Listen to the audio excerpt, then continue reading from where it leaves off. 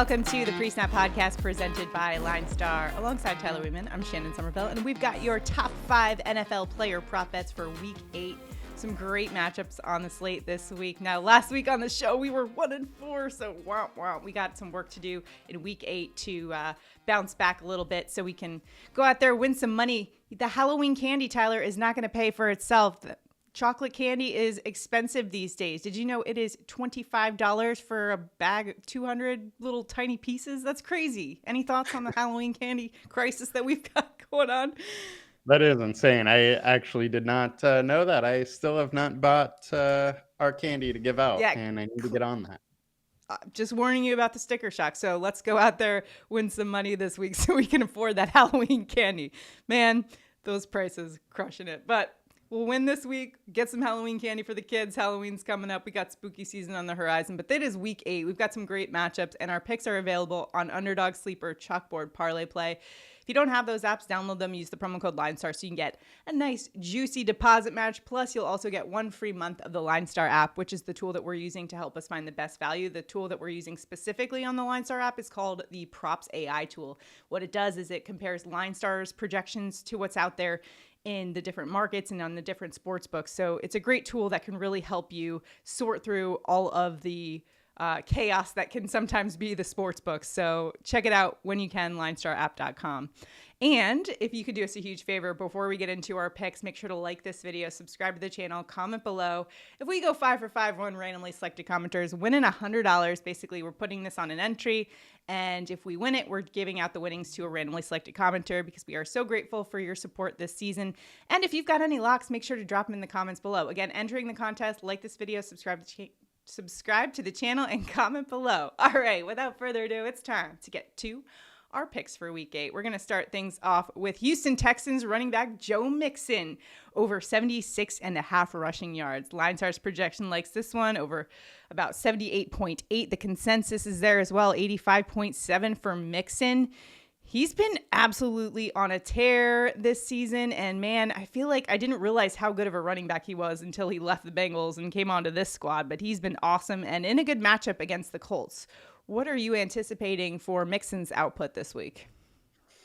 I think we're going to see a lot of Mixon. There's only been one game this season that he did not top 100 yards, and that was the game that he got hurt in. Colts are 23rd team defense tool versus the running back. And running back one has been over in 5 of 7 games versus them.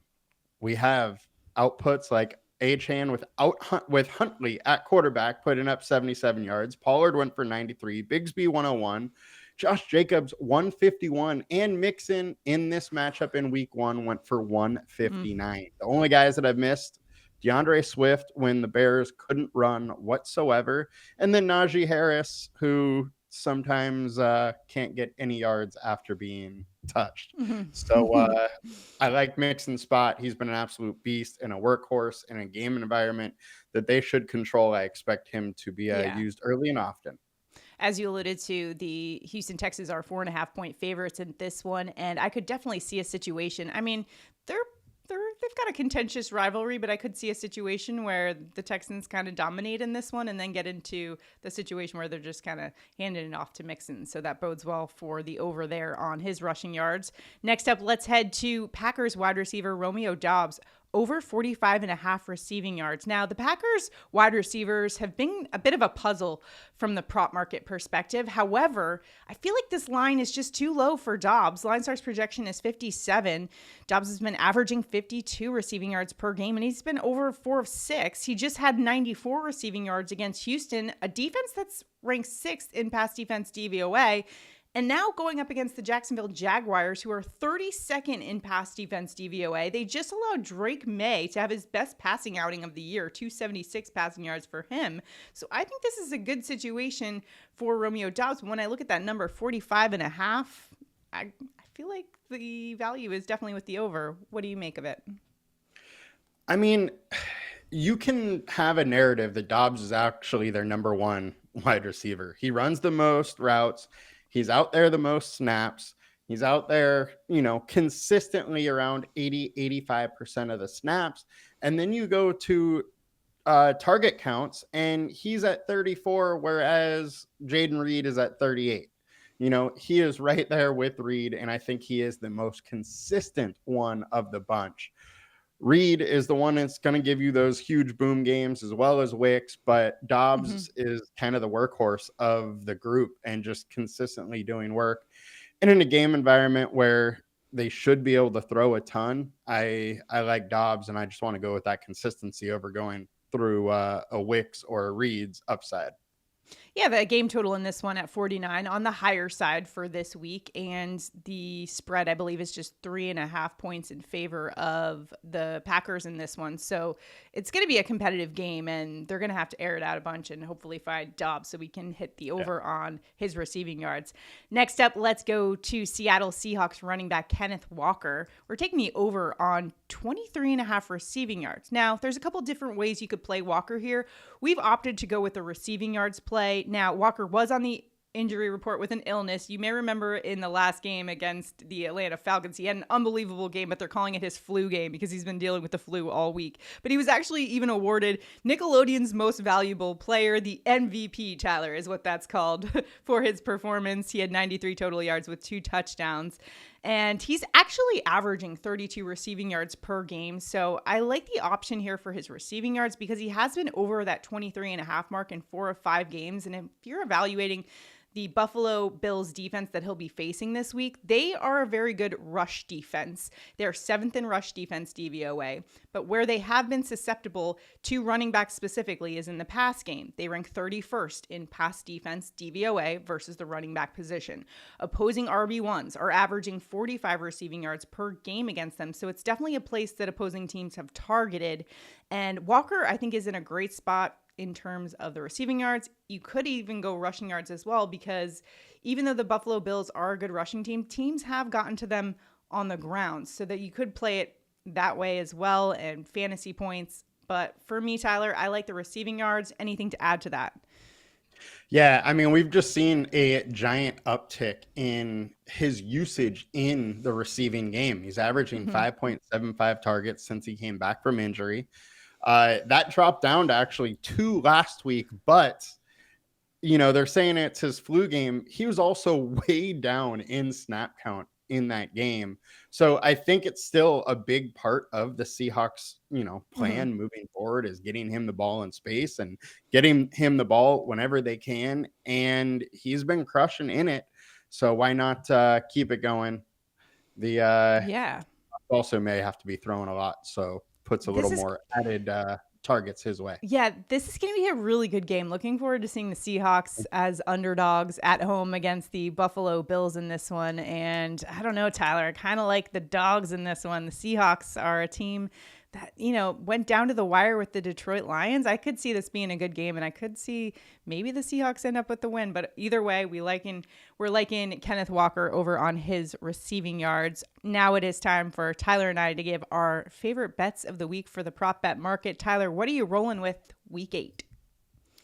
I'm going to roll with Cedric Tillman over 37.5 receiving yards. Our LineStar projections 43.8. The consensus is right at 37. But the big news is we got a new quarterback in town, and that is a gunslinger in Jameis Winston. He wants to throw it a ton. He's probably going to have to throw it a ton in this matchup. And Tillman is a guy that made waves in training camp last year, did it again this year, and now he's finally getting a shot at regular playing time. He played 82% of the snaps last week and had 12 targets. He might be their new WR1.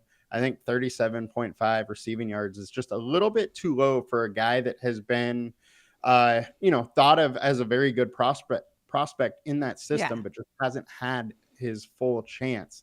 And the Ravens are just an awful defense against the pass. So I love the spot for Tillman.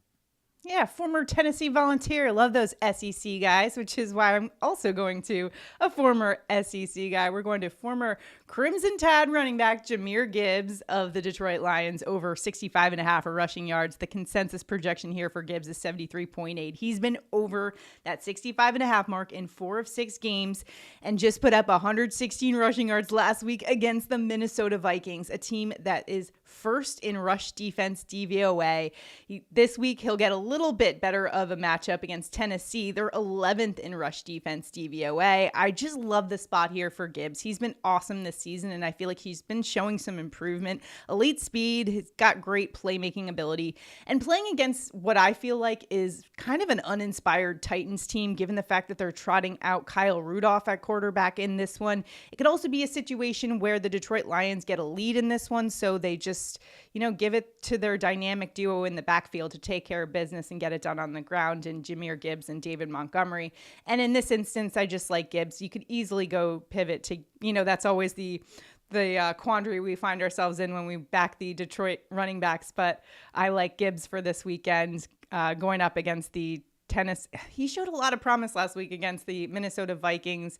The Detroit Lions have been working with him on trying to create better angle matchups for him, making sure he's following his blocks and kind of being a little bit more of a patient runner. So I like the spot here. I think he can find the second level against this Tennessee Titans defense. So those are our top 5 picks for this week, but those are not our only picks. We also have a Underdog Pick'em show where we're giving out plays that could easily translate to the sportsbook market. So make sure to check out that show. It is also National Tight Ends Day this Sunday. And on our Underdog show, we've got one tight end pick for you that you can celebrate National Tight Ends Day with, and another one that didn't quite make it onto the show, but it was on our list, so I figured I would just point it out because last week I put a bunch of picks in the comments. In fact, I put 8 in there, and we went 6-2. So make sure you're paying attention to when we drop some extra picks in the comments. But we also like Xavier Worthy over 38.5 receiving yards.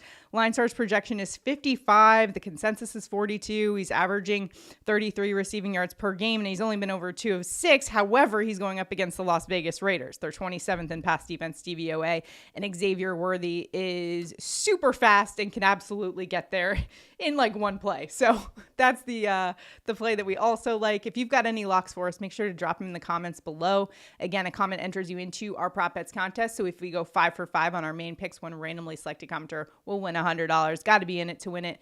And again, we're all trying to help each other out. If you've got some locks this week, we want to hear from you in the comments. You guys have been crushing the picks, so let's continue to win that money.